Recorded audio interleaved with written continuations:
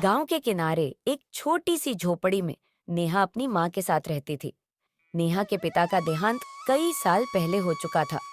घर में कमाने वाला कोई नहीं था, इसलिए नेहा की माँ सीता लोगों के घरों में झाड़ू पोंछा और बर्तन साफ करने का काम करती थी। लेकिन गांव के कुछ लोग बहुत बुरे थे। वे हमेशा सीता का मजाक उड़ाते थे। गांव की औरतें कहती, देखो, रोज सुबह सज धज कर निकल जाती है, कौन जानता है कहाँ जाती है। घर घर काम करने नहीं, कुछ और करने जाती होगी। ये बातें सुनकर नेहा का दिल टूट जाता था। ये बातें सुनकर नेहा का दिल टूट जाता था।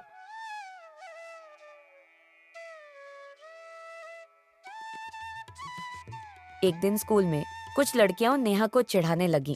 लड़की बोली, तेरी माँ तो पूरे गांव में घूमती रहती है, सब जानते हैं वो कहाँ जाती है। नेहा की आंखों में आंसू आ गए, लेकिन उसने किसी को जवाब नहीं दिया।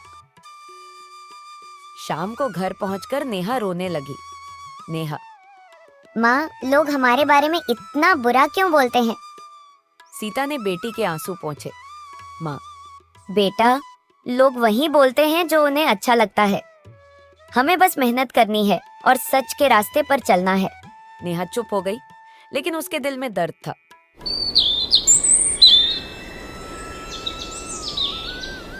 कुछ सालों बाद गांव के सबसे अमीर आदमी के घर अचानक आग लग गई।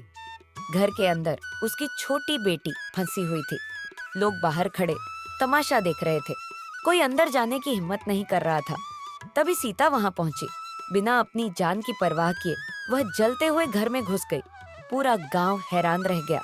कुछ मिनट बाद सीता बच्ची को गोद में लेकर बाहर निकली, लेकिन खुद बुरी तरह झुलस गई थी।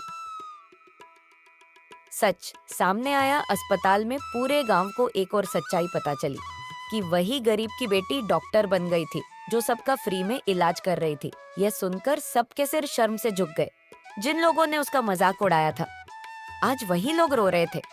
तभी नेहा बोली कि इंसान की पहचान उसके कपड़ों या गरीबी से नहीं, उसके कर्मों से होती है। इस कहानी से हम ये सीख मिलती है कि लोग चाहे कितना भी मजाक उड़ाए, सच्चाई और मेहनत एक दिन दुनिया के सामने जरूर चमकती है। Please share our efforts too thanks for watching.